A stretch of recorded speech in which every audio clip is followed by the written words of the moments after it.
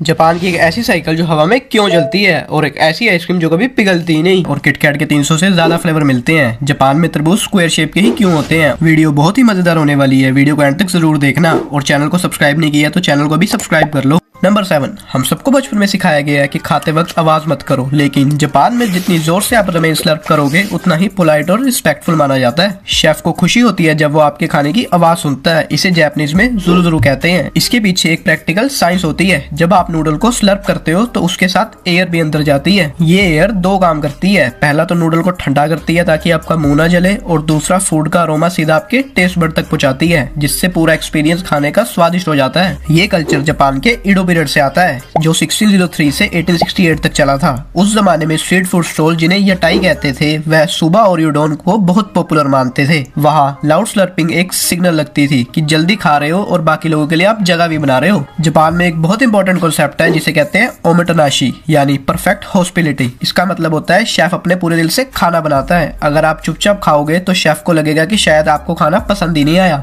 लेकिन जब आप खाते हुए स्लर्प करते हो तो शेफ मुस्कुरा देता है। नंबर 6, तो जो इमोजी आप दिन भर अपने दोस्तों और उसको भेजते हो, वो जापानीज इंजीनियर शिगेटा कुरिता ने 1999 में एक छोटी सी फोन स्क्रीन के लिए बनाए थे। उस टाइम की फोन स्क्रीन बहुत छोटी होती थी और करेक्टर लिमिट भी बहुत कम थे। वेदर फोरकास्ट जैसी इन्फॉर्मेशन को छोटे छोटे इमेजेस में दिखाना था, इसलिए कुरिता ने सोचा क्यों ना 12 बाय 12 पिक्सल के टाइनी आइकन बनाए जाएं। कुरिता ने इंस्पिरेशन के लिए जापानीज मांगा कॉमिक्स, जहाँ इमोशंस को सिंबल से दर्शाया जाता है, और दूसरा चाइनीज करेक्टर जो एक सिंबल में पूरा मीनिंग बता देते हैं, और तीसरा रोड साइन जो बिना वर्ड के सब कुछ बता देते हैं। और फिर इन सबको मिला के बना इमोजीज का पहला सेट, जिसके अंदर 176 इमोजीज थे। शुरुआत में सिर्फ इमोजी जापान में थे, फिर जब एप्पल ने 2007 में आईफोन को लॉन्च किया तो जापानीज कस्टमर के लिए उन्होंने एक सीक्रेट इमोजी का कीबोर्ड रखा। धीरे धीरे इमोजीज पूरी दुनिया में फैलने लगे, और 2010 में यूनिकोड कॉन्स्टिट्यूशन ने ऑफिशियली इमोजीज को घोषित कर दिया।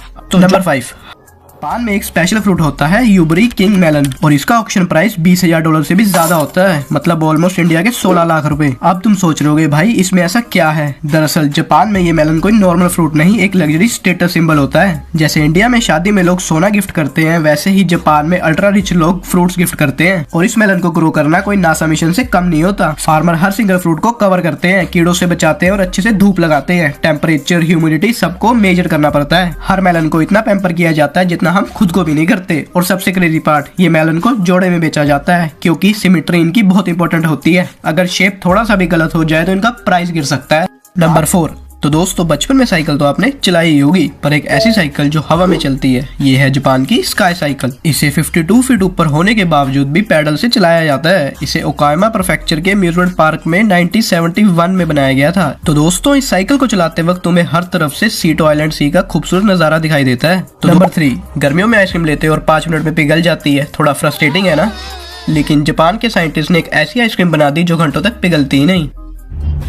क्यों हिला डाला ना।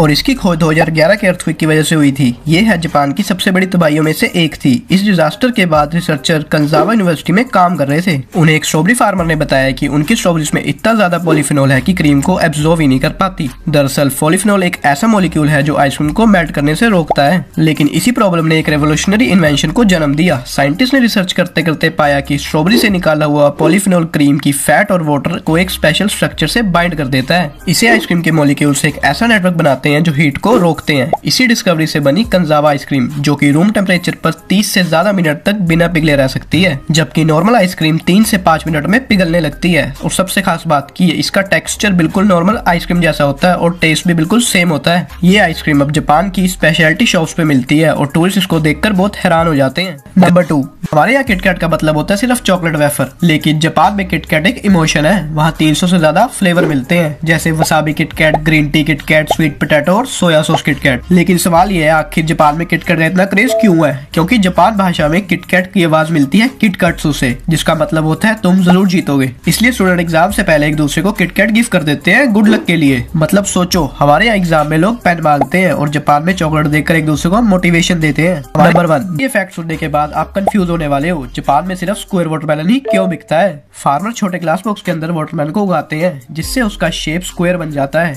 अब आप सोचोगे वाह काटने में कितना आसान होगा, लेकिन ट्विस्ट सुनो, इनमें से ज्यादा वाटरमेलन खाने के लिए होते ही नहीं, ये डेकोरेशन के लिए बिकते हैं लग्जरी आइटम की तरह। और कीमत, एक स्क्वायर वाटरमेलन की कीमत इंडिया में एक आईफोन जितनी हो सकती है। मतलब भाई हमारे यहाँ लोग तरबूज को थपथपा के खरीदते हैं और वहाँ लोग शोपीस बना कर रखते हैं। ये फैक्ट करो कौन सा फैक्ट आपको सबसे अच्छा लगा, और चैनल पे नए हो तो चैनल को सब्सक्राइब करना मत भूलना।